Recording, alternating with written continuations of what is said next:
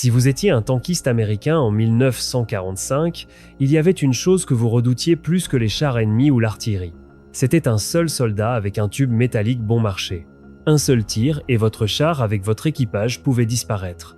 À la fin de la guerre, ces armes jetables ont détruit plus de blindés alliés que les Tigers et Panthers réunis. Alors, comment les Allemands ont-ils créé quelque chose d'aussi simple et d'aussi mortel? Et ensuite, pourquoi certaines des premières tentatives étaient-elles si bizarres? Quand la Seconde Guerre mondiale a éclaté en 1939, les chars avaient juste assez de blindage pour arrêter les tirs de mitrailleuses. Parfois même pas ça. Les armes conçues pour les détruire étaient encore les mêmes que celles qui fonctionnaient pendant la Première Guerre mondiale. Les fusils anti-chars et les petits canons tractés de faible calibre faisaient le travail, et personne ne se précipitait pour les remplacer. Les Allemands comptaient énormément sur le canon anti-char tracté de 37 mm. Il était léger, mobile et efficace contre les chars de la fin des années 1930. Mais quand l'Allemagne a envahi l'Union soviétique en 1941, tout a changé. Les soviétiques ont lancé des 34 et des Kavoun dans la bataille.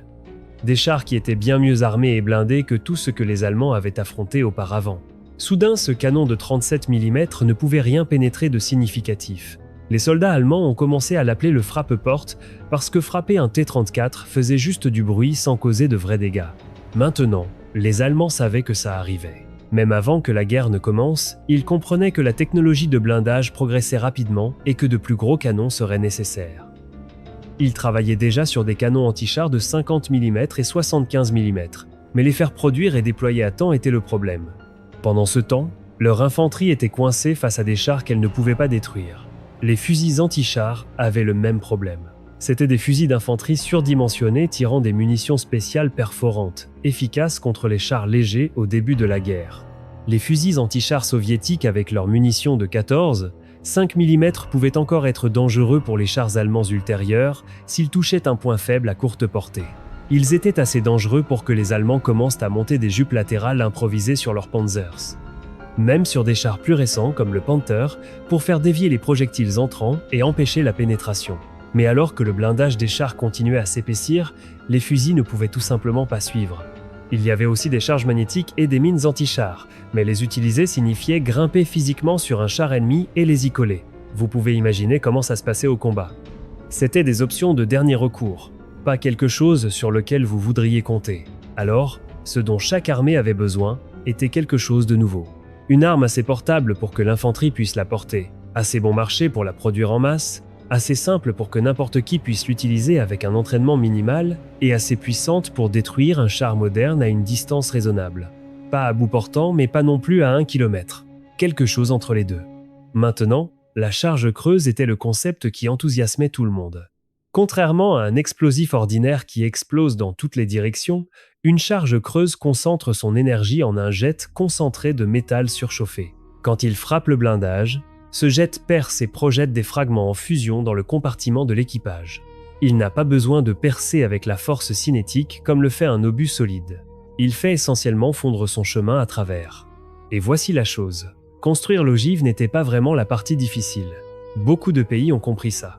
Le véritable défi était de livrer cette ogive avec précision sur un char ennemi depuis une distance assez sûre, en utilisant quelque chose qu'un fantassin ordinaire pouvait porter et tirer. C'est là que les choses sont devenues créatives. Parfois, un peu trop créatives. Avant que quiconque ne trouve la bonne réponse, il y en avait plein de mauvaises. Certaines étaient si étranges qu'on pourrait penser qu'elles étaient des blagues, mais elles ne l'étaient pas. C'étaient de vraies armes distribuées à de vrais soldats, et elles montraient à quel point ce problème était difficile à résoudre. Commençons par les Allemands, parce que quand il s'agissait de créativité en ingénierie, ils étaient toujours prêts à essayer quelque chose de non conventionnel. Ils ont créé le Panzerwurfmine, ce qui se traduit par mine anti-char. Mais ce n'était pas une mine comme on pourrait le penser. C'était une charge creuse lancée à la main, essentiellement un ballon de football anti-char. Vous pourriez supposer que c'était une improvisation désespérée du début de la guerre, quelque chose bricolé avant que de meilleures options n'existent. Mais non, le Panzerwurfmine a été conçu et distribué à l'époque où le Panzerfaust existait déjà. Et le Panzerfaust était en fait assez efficace. Alors pourquoi s'embêter avec une charge lancée ? La réponse est qu'il voulait quelque chose d'encore plus simple et moins cher. Et techniquement, le Panzerwurfmine fonctionnait. Un soldat le lancerait comme un ballon de football sur un char ennemi, et s'il atterrissait à un angle de 90 degrés, la charge creuse détonnerait et percerait. Mais voici le problème. La chose pesait environ 4 kg. Jusqu'où une personne moyenne peut-elle lancer 4 kg avec précision? Eh bien, pas très loin. Et le rayon létal de l'explosion était en fait plus grand que la portée de lancement pour la plupart des soldats. Donc, vous le lanciez, puis vous plongiez immédiatement dans un trou de renard en espérant le meilleur. Bien sûr, si un char ennemi était assez proche pour que vous lui lanciez quelque chose, vous aviez probablement de plus gros problèmes de toute façon. Ensuite, quelqu'un a pensé « et si on ne le lance pas à la main? Et si on le propulse d'une manière ou d'une autre ?» Les Allemands ont inventé le Panzerwurfkörper 42, qui était une grenade anti-char montée sur un pistolet lance-fusée. Vous chargiez une cartouche à blanc et le pistolet lance-fusée propulsait la grenade. Ça semble ingénieux, sauf que le recul était sévère. Si mauvais qu'ils ont dû ajouter une crosse au pistolet lance-fusée juste pour le rendre utilisable. Même alors, la portée et la précision étaient terribles. Mais la charge creuse elle-même fonctionnait, ce qui maintenait l'intérêt des gens pour le concept. L'étape logique suivante était les grenades à fusil. Au lieu d'un pistolet lance-fusée, vous monteriez la charge creuse sur le canon d'un fusil d'infanterie standard. Chargez une cartouche à blanc, tirez, et la grenade vole vers la cible. Les Britanniques, les Américains et les Allemands ont tous développé leur propre version. La portée était meilleure, peut être jusqu'à 100 mètres, mais le recul était punitif. Et essayer de toucher un char en mouvement à cette distance pendant qu'il vous tire dessus n'est pas la chose la plus facile à faire. Les Allemands ont même essayé de monter de grandes grenades à charge creuse sur leur canon anti-char obsolète de 37 mm. Le même frappe-porte qui ne pouvait plus pénétrer le blindage moderne. C'était le Stielgranat 41, et vous l'avez peu, être vu dans Band of Brothers. L'idée était de donner au vieux canon une seconde vie en mettant une grosse grenade sur le canon qui serait propulsée par une cartouche à blanc.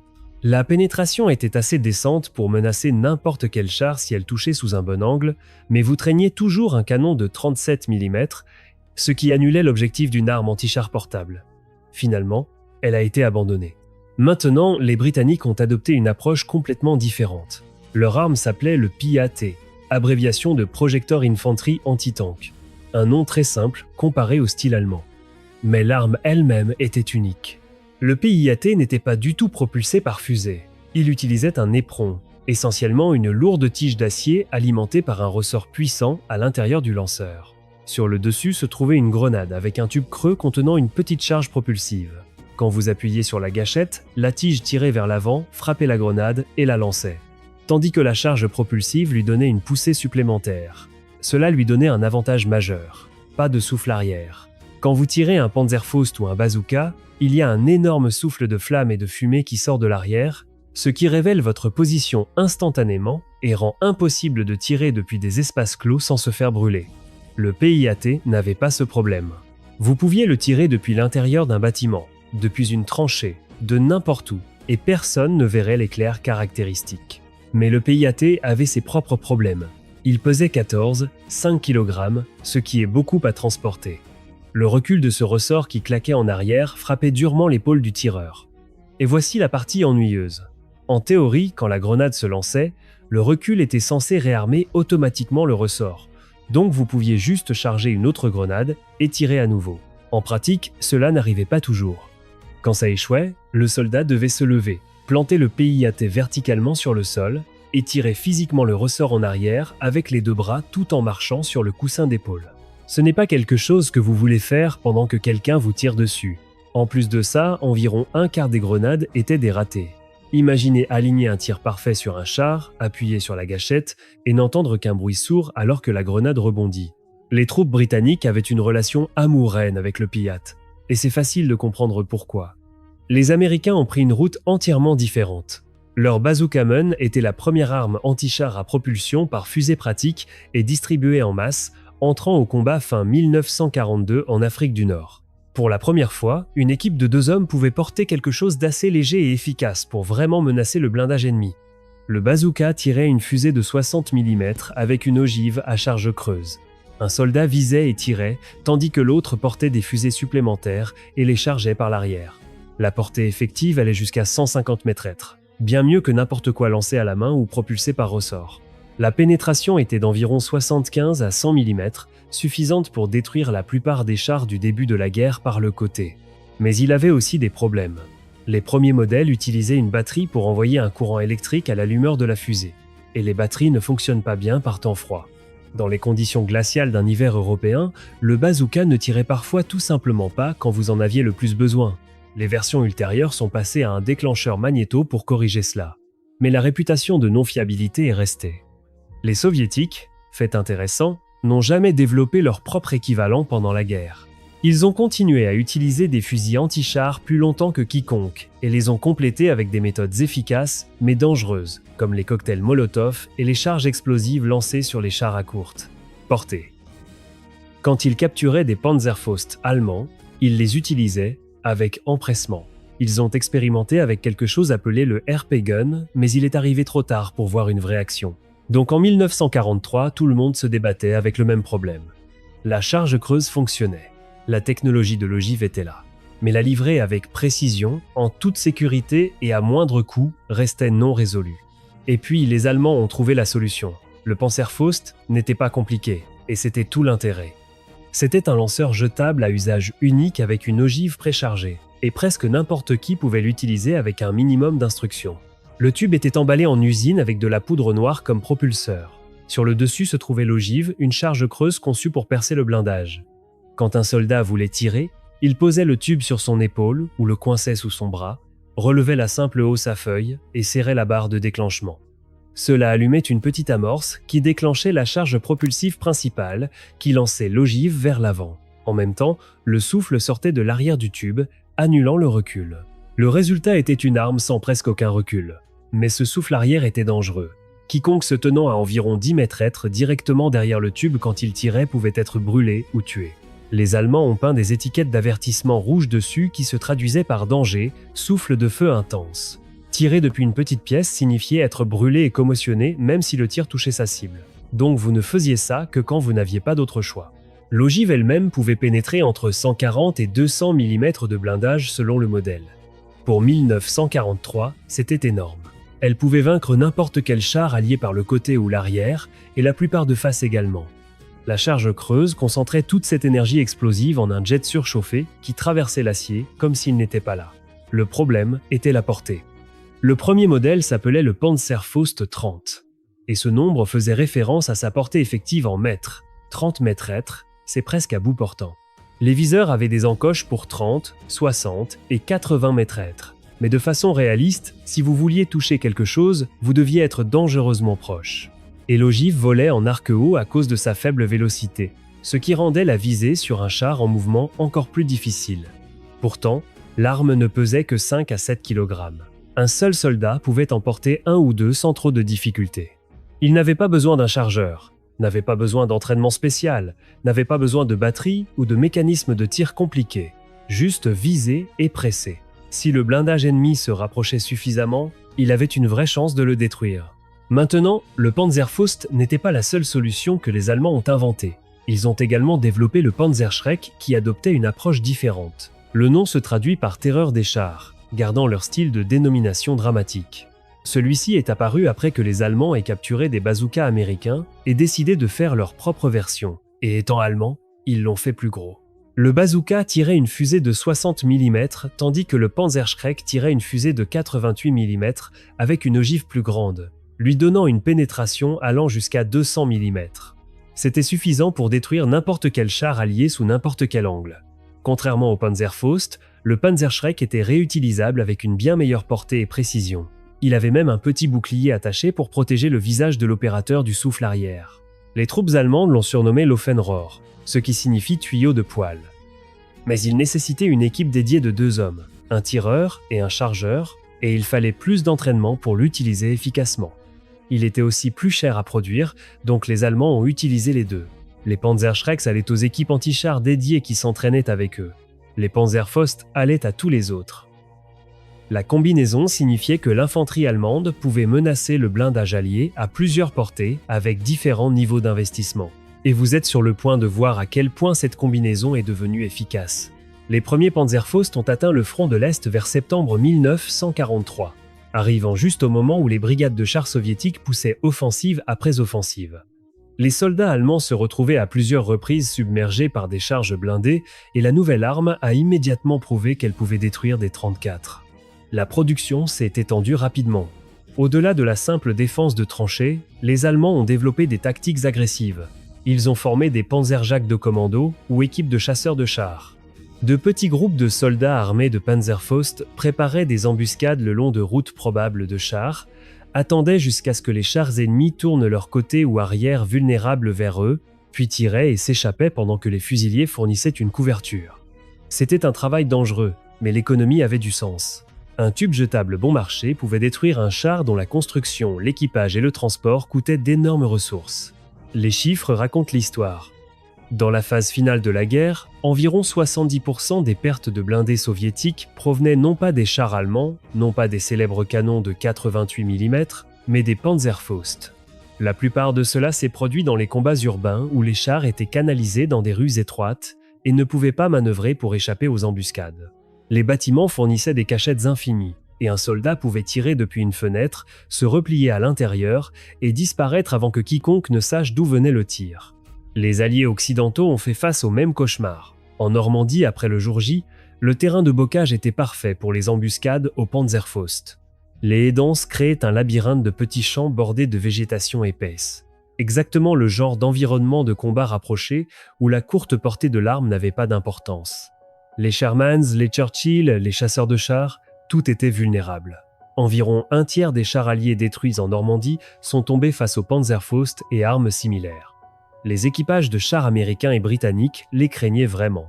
On peut le voir dans le blindage improvisé qu'ils ont commencé à souder sur leurs véhicules. Des sacs de sable, des maillons de chenilles de rechange, des rondins, de la tôle, du treillis métallique, même des cadres de lit, tout ce qui pourrait faire détonner la charge creuse avant qu'elle n'atteigne le blindage principal. C'est le même concept que les cages d'adaptation qu'on voit sur les chars dans les conflits modernes. L'idée étant de créer une distance de sécurité pour que l'ogive explose à quelques centimètres de la coque au lieu de directement contre elle. Ça ne marchait pas toujours, mais les équipages étaient assez désespérés pour essayer n'importe quoi. Tactiquement, les Alliés ont appris à ne jamais envoyer de chars dans les zones urbaines sans un soutien d'infanterie lourd. Les soldats se déplaçaient à travers les bâtiments et nettoyaient les positions d'embuscade potentielles avant que le blindage ne passe. Cela ralentissait tout, mais l'alternative était de perdre des chars face à des ennemis qu'ils ne voyaient jamais. Si vous avez vu le film Fury, les scènes de Panzerfaust vous ont probablement marqué. Et ce n'était pas une exagération hollywoodienne, c'était vraiment comme ça. Tout au long du conflit, le Panzerfaust a continué à évoluer. Chaque version poussait la portée effective plus loin et augmentait la létalité, avec le schéma de dénomination suivant cette progression. Le Panzerfaust 30 original est venu en deux variantes. Le Klein, signifiant petit, avait une ogive de 10 cm de diamètre. Ça marchait, mais ils avaient rapidement besoin de plus de puissance. Alors, ils ont introduit le Panzerfaust 30 grosse, signifiant gros, avec une ogive plus grande de 15 cm. La portée est restée la même, mais la pénétration et la puissance explosive se sont considérablement améliorées. En 1944, le Panzerfaust 60 est devenu le modèle le plus produit. La portée effective a doublé à 60 mètres grâce à une charge propulsive plus que doublée, ce qui a également aidé la précision. Des millions ont été fabriqués en 1945 et cette version a fait la plupart des dégâts dans les combats urbains de la dernière année. Le Panzerfaust 100 a poussé encore plus loin, avec une ogive plus lourde de 6 kg capable de pénétrer jusqu'à 220 mm de blindage. Toucher quelque chose avec précision à 100 mètres était ambitieux, mais l'arme pouvait détruire n'importe quel char allié, même de face. Au moment où elle a atteint les unités, cependant, la guerre était déjà dans sa phase finale désespérée. Puis vint le Panzerfaust 150, une refonte sérieuse plutôt qu'une simple amélioration incrémentale. L'ogive était plus élégante et plus pointue avec un diamètre de 5 cm au lieu de 15. Mais des explosifs améliorés ont en fait augmenté la pénétration à 300 mm. Il utilisait un système d'allumage propulseur à 2 étages pour une vélocité plus élevée et une meilleure précision à la portée étendue de 150 mètres. Il y avait même un manchon de fragmentation optionnel qui pouvait être clipsé sur l'ogive pour le transformer en arme anti-infanterie. Environ un 0000 ont été produits en 1945, mais ils n'ont jamais atteint les unités de combat régulières. L'usine a été envahie par les forces soviétiques avant que la distribution ne puisse se faire. La version finale prévue était le Panzerfaust 250. C'était quelque chose de vraiment différent. Conçu comme un lanceur rechargeable avec une poignée pistolet et un système de tir électrique, il ressemblait beaucoup plus au RPG moderne. La production était optimistiquement prévue pour septembre 1945, mais la guerre s'est terminée avant. Alors que le Reich s'effondrait, les Panzerfaust ont été distribués au Volkssturm, la milice tempête du peuple. C'était n'importe qui entre 6 et 60 ans qui pouvait tenir une arme. Des vieillards, des adolescents, des civils sans entraînement militaire. Ils recevaient la plus brève instruction possible sur comment viser et tirer, et étaient envoyés affronter le blindage allié aux portes des villes allemandes. À Berlin, pendant la bataille finale, des membres du Volkssturm armés de Panzerfaust ont combattu dans les décombres. Beaucoup sont morts dans des tentatives désespérées d'arrêter l'inévitable, mais même des civils non entraînés avec ces armes ont réussi à détruire un nombre important de chars alliés dans ces dernières semaines chaotiques. C'est à quel point le Panzerfaust était simple à utiliser. Quand les soviétiques ont capturé l'usine du Panzerfaust 150 et les plans incomplets pour le 250, ils ont tout étudié attentivement. Les ingénieurs allemands qui avaient travaillé sur ces projets ont été interrogés. 4 ans plus tard, en 1949, l'Union soviétique a introduit le RPG-2 et la ressemblance avec les concepts allemands finaux n'était pas une coïncidence. À partir de là, l'évolution ne s'est jamais arrêtée.